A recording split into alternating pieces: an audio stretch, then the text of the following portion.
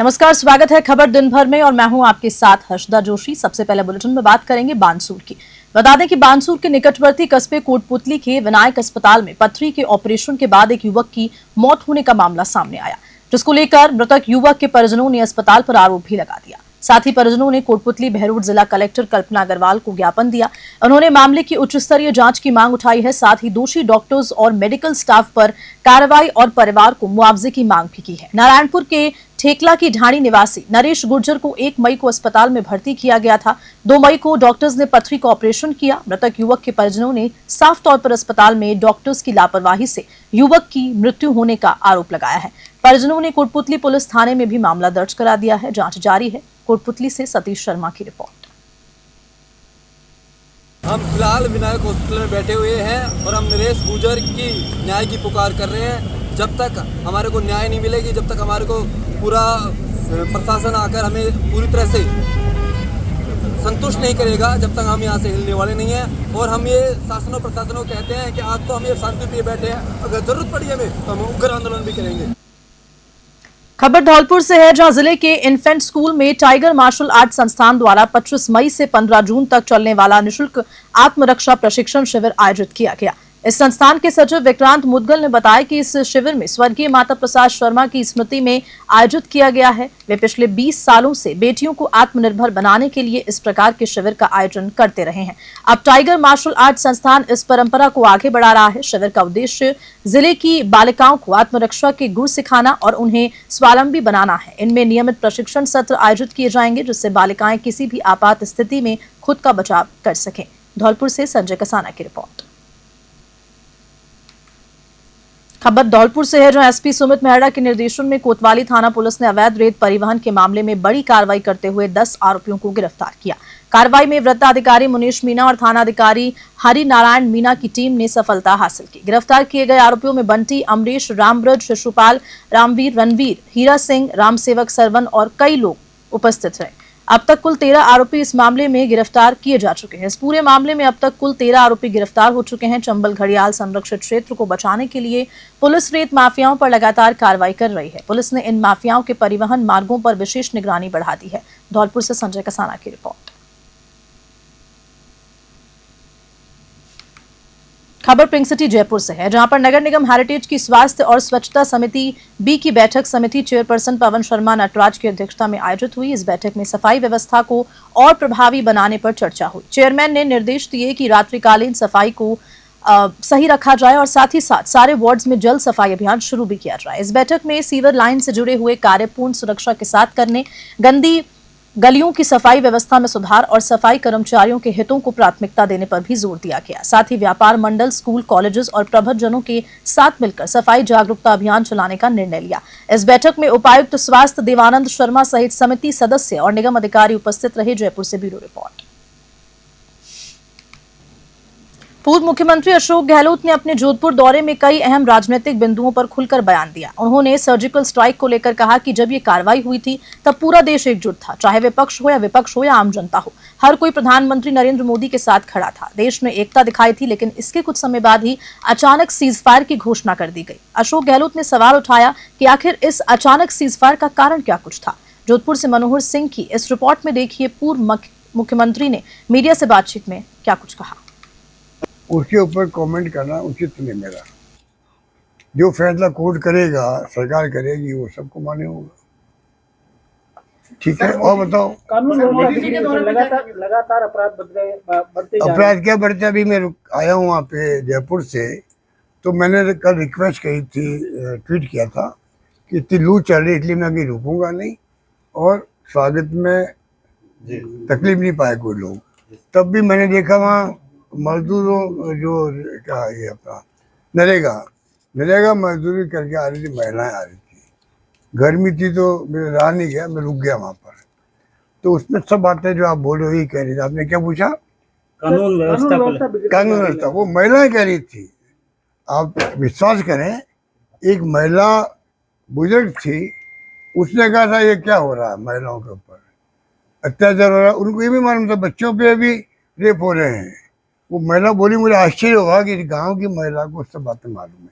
बाकी उन्होंने जो कहा है मजदूरी कम मिलती है, टाइम पे नहीं मिलती है, और भी कई अव्यवस्था हैं, वो तो मैं अलग से अपने डालूंगा सोशल मीडिया पे। परंतु कहने का मतलब कि गांव तक ये खबरें हैं। पानी और बिजली आपसे में तड़फ रहे लोग बाग, बीकानेर डिवीजन हो, चाहे वो आपका कोई संभाग हो राजस्थान का, सब जगह पानी और बिजली को लेकर तकलीफ है। पीने को पानी को लेकर गंगानगर, हनुमानगढ़, बीकानेर, चूरू बहुत भयंकर तकलीफ है, और भी जगह से खबरें आती रहती है। तो समस्याओं से घिरा हुआ प्रदेश है। दुर्भाग्य से जो है सरकार जो है इन बातों पर ध्यान नहीं दे रही है। देखिए, समस्या तो चाहे सरकार कांग्रेस की हो या बीजेपी की हो, समस्या रहती है। चाहे कानून व्यवस्था की बात करें, घटनाओं की बात करें, दुर्घटनाओं की बात करें, पानी की या बिजली की बात करें, समस्या रही है। पर लोगों को लगना चाहिए कि हमारे लिए सरकार प्रयास कर रही है कि हमें तकलीफ कम से कम हो। मैं ये महसूस करता हूँ कि सरकार प्रयास भी नहीं कर रही है, प्रयास भी नहीं कर रही है। ये स्थिति है। वो लोग चिंतित उसको लेके कि अगर सरकार परवाह नहीं करेगी तो हम किन के पास जाएंगे, ये लोगों की शिकायत होने लग गई। मेन बात है तो जितने इनके एमएलए हैं, एमपी हैं, उन सब की ड्यूटी है कि भयंकर गर्मी का वक्त है, इस वक्त में पीने का पानी, बिजली के संकट समाप्त हो। नरेगा में बहुत भयंकर गर्मी है। इस गर्मी के अंदर आप अगर ज़्यादा उनके काम लेंगे तो हाँ, उन्होंने ये भी कहा एक व्यक्ति मर चुका है और एक व्यक्ति अभी और तकलीफ में आ गया, बीमार हो गया है, ये भी उन्होंने बताया मेरे महिलाओं ने। तो मैं कहना चाहूँगा सुबह आप 6-7 बजे बुलाइए और 3-4 घंटे काम करा के उनको थोड़ा, प्रशासन को चाहिए मानवीय दृष्टिकोण से, पहले भी हुआ है हमारे वक्त में भी, हमने ही कहा, अप्रोच रखी है कि आप मानवीय दृष्टिकोण रखें, समय कम रखें, लू और गर्मी हो उसके पहले उनको घर भेज दें जिससे कोई बीमार नहीं पड़े, ये मेरा मानना है। तो नाप तोल में उनको मेजरमेंट को थोड़ा क्या कहना चाहिए उसको, तो रियायत दी जानी चाहिए। ये मतलब सरकार का भी दे होना चाहिए और प्रशासन का भी दे होना चाहिए, तब जाकर के उनको पूरी राहत मिलेगी और पूरा पैसा मिल पाएगा उनको, मेरा मानना है। सर एक देखिए, मुझसे ये बातें मत कर लो, क्योंकि देखिए जो हालात बने हैं, मैं इतना ही कह सकता हूँ कि जो घटनाएं हुई है देश के अंदर, ये लास्ट घटना हुई पहलगाम की, उसके बाद में राहुल गांधी जी के नेतृत्व में पूरा विपक्ष साथ खड़ा मिला आपको, सत्ता के साथ में, सरकार के साथ में खुल के विपक्ष ने साथ दिया और देश पूरा एकजुट हो गया। स्थिति बन गई कि मोदी जी के आने के बाद में पहली बार पूरा मुल्क जो है एक मुद्दे पर, सर्जिकल स्ट्राइक हो या पाकिस्तान को सबक सिखाया जाए, उसके लिए हम सब एकजुट हैं। तो पक्ष विपक्ष और पूरा मुल्क एकजुट हो गया। पूरी दुनिया ने उस एकजुटता को देखा है।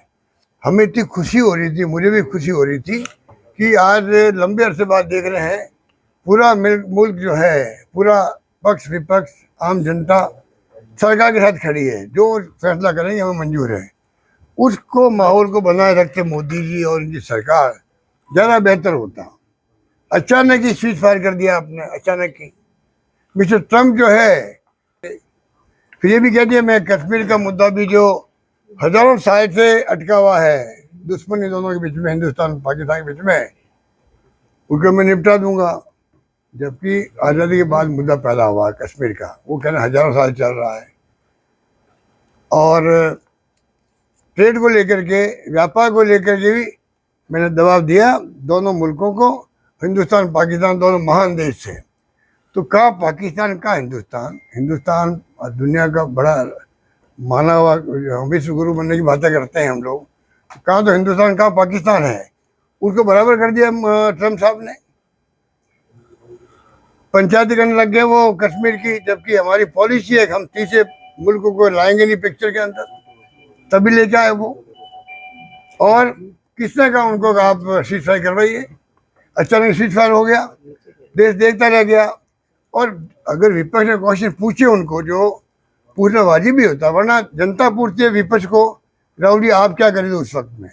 तो राहुल गांधी ने खाली इतना ही पूछा, भाई ये जो कुछ हो रहा है, ट्रम्प साहब ने कहा है, कि किसने उनको कहा है, या जब उन्होंने कहा है तो इमीडिएट खंडन आना चाहिए था किसी कीमत पर हम, चाहे वो अमेरिका हो या दुनिया कोई मुल्क हो, हम तीसरे मुल्क को बर्दाश्त नहीं करेंगे हमारे यहाँ हस्तक्षेप करे। ये हिंदुस्तान पाकिस्तान के बीच का मामला है। ये हमारी 1971 में जो पॉलिसी बनी, शिमला एग्रीमेंट हुआ, उसकी पॉलिसी है। आज तक कोई खंडन नहीं करा उसका स्पष्ट रूप से। उससे लोगों को गलतफहमी पैदा हो रही है। विपक्ष की ड्यूटी को क्वेश्चन पूछता है तो जो एकता बनी थी वो बिखरती हुई नजर आ रही है। वो देश इतना भी नहीं है। आज देश एकजुट रहे ऐसे।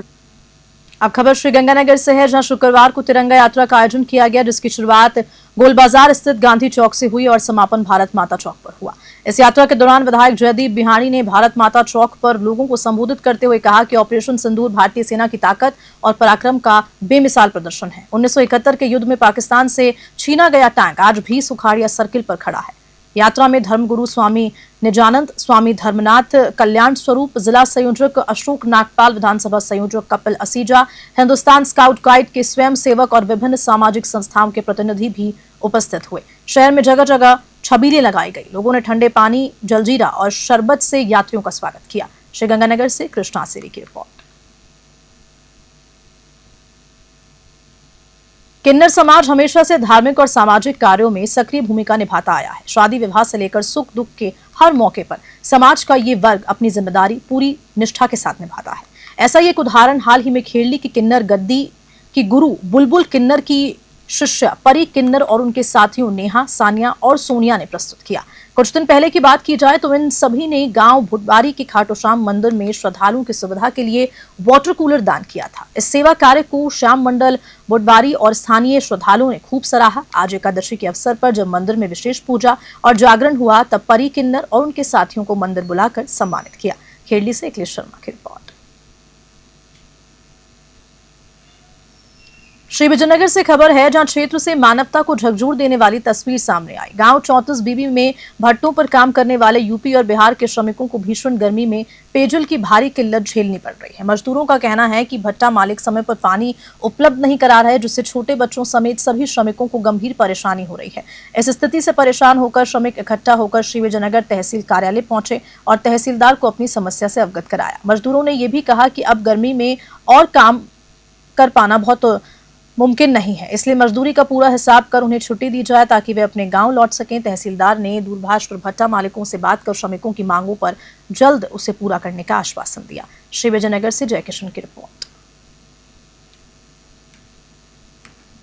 हम अभी 34 जीबी भट्टे से आए हैं, जेके मनोज लगोटिया के, और यहाँ पे लेबर को परेशानी हो रही है पानी की, और लेबर भी दुखी हो गई गर्मी के कारण, मतलब काम नहीं कर पा रही है। अभी हिसाब करने की मांग है लेबर की। यहाँ तहसीलदार को अभी हमने अंदर होके आए हैं, कह के आए हैं, मतलब वो बोल रहे हैं 2 दिन का कि मतलब आपका हिसाब हो जाएगा, सेठ आएगा 2 दिन बाद। सेठ ने बोल दिया कि मैं बाहर हूँ, 2 दिन बाद आएगा, अगर हिसाब करता है तो ठीक है, वरना आगे फिर आएंगे। धौलपुर से खबर है, जहां कायस्थपाड़ा स्कूल में चल रही संगीतमय श्रीमद् भागवत कथा के छठे दिन श्रद्धा, भक्ति और वैराग्य का अद्भुत संगम देखने को मिला।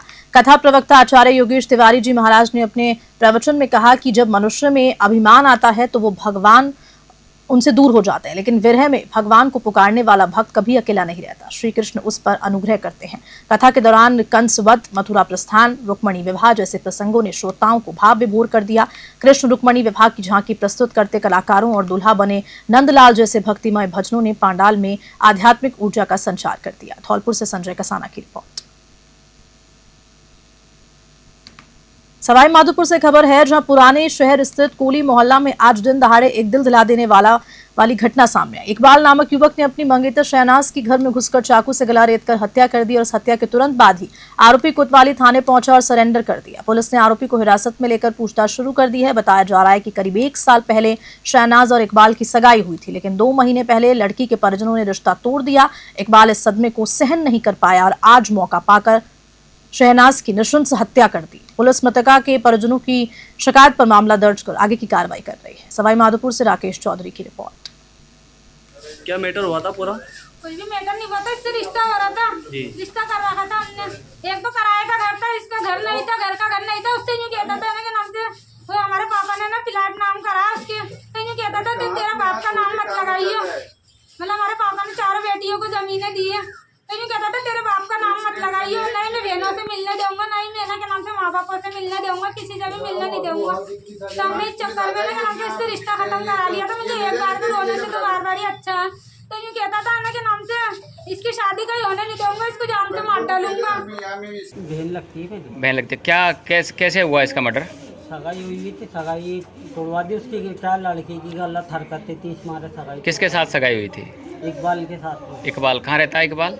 ये है ना मस्जिद है ना सुई वालों की, यहाँ पर रहता है। तो उसके साथ सगाई कब हुई थी? तो भाई शायद साल भर के करीब हो गया हुआ है। तो उसके बाद सगाई आपने छोड़ी या उन लोगों ने छोड़ दी थी? हमने छोड़ी है सगाई। तो क्यों छोड़ी थी? हरकतें गलत थी उसकी। लड़के की हरकतें ठीक नहीं थी। हाँ। तो आज घर पे कोई कौन कौन था आपके पे?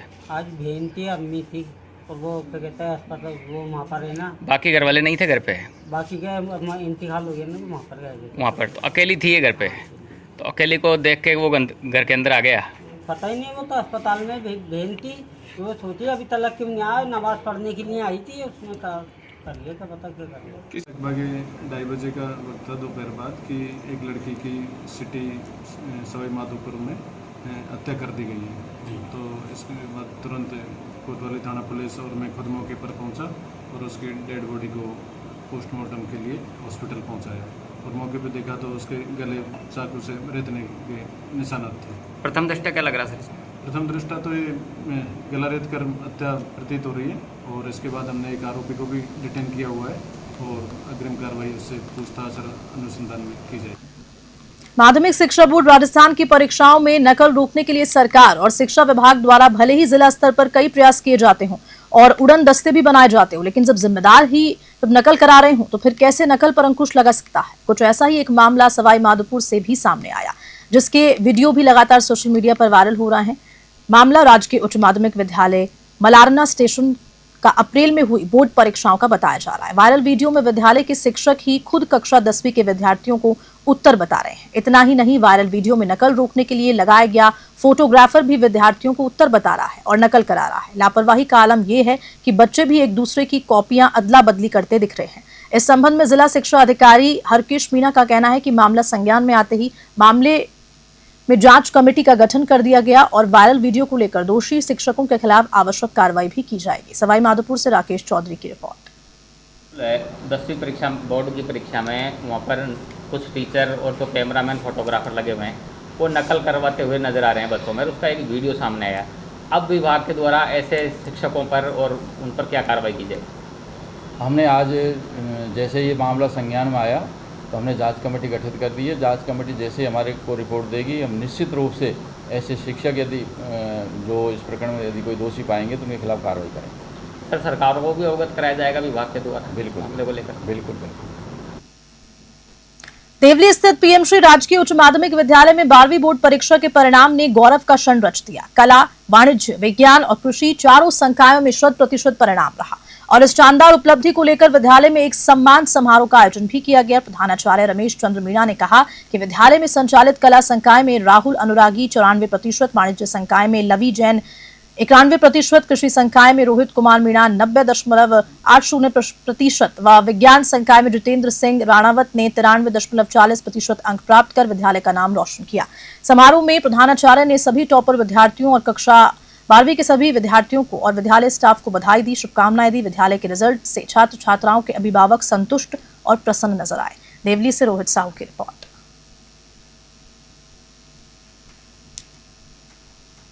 धौलपुर से खबर है, जहां पर सेशन न्यायालय ने दहेज हत्या के एक सनसनीखेज मामले में सैपऊ के नायब तहसीलदार के बेटे वीरेंद्र उर्फ वीरू को दोषी ठहराया है। न्यायाधीश राकेश गोयल ने आरोपी को आजीवन कारावास की सजा सुनाई है और 1 लाख रुपए का अर्थदंड भी लगाया है। मामले की जांच राजाखेड़ा थाना पुलिस ने की और अदालत में चालान भी पेश किया। हालांकि आरोपी के माता पिता नाहर सिंह और विमलेश के खिलाफ केस ड्रॉप कर दिया गया। अतिरिक्त लोक अभियोजक मुकेश सिकरवार ने मामले पर क्या जानकारी दी, देखिए इस रिपोर्ट में। राजाखेड़ा की 2021 की घटना है। इसमें प्रवादी नेक सिंह द्वारा अपनी पुत्री प्रियंका की दहेज हत्या के संबंध में मुकदमा दर्ज कराया गया था, जिसमें पुलिस ने तफ्तीश कर वीरेंद्र उर्फ वीरू एवं नाहर सिंह एवं विमलेश के खिलाफ जांच शुरू की, जिसमें वीरेंद्र उर्फ वीरू को दहेज हत्या का दोषी मानते हुए न्यायालय सम्मान में चालान प्रस्तुत किया गया था। इसमें अपर जिला न्यायाधीश महोदय श्री राकेश गोयल जी द्वारा सुनवाई कर दिनांक 22/5/2025 को फैसला सुनाया गया। इसके अंतर्गत दहेज हत्या का दोषी मानते हुए वीरू को आजीवन कारावास की सजा सुनाई गई। राजा खेड़ा और चलिए इसी खबर के साथ बुलेटिन में फिलहाल के लिए इतना ही। बने रहिए मेरे साथ, देखते रहिए News 21। नमस्कार।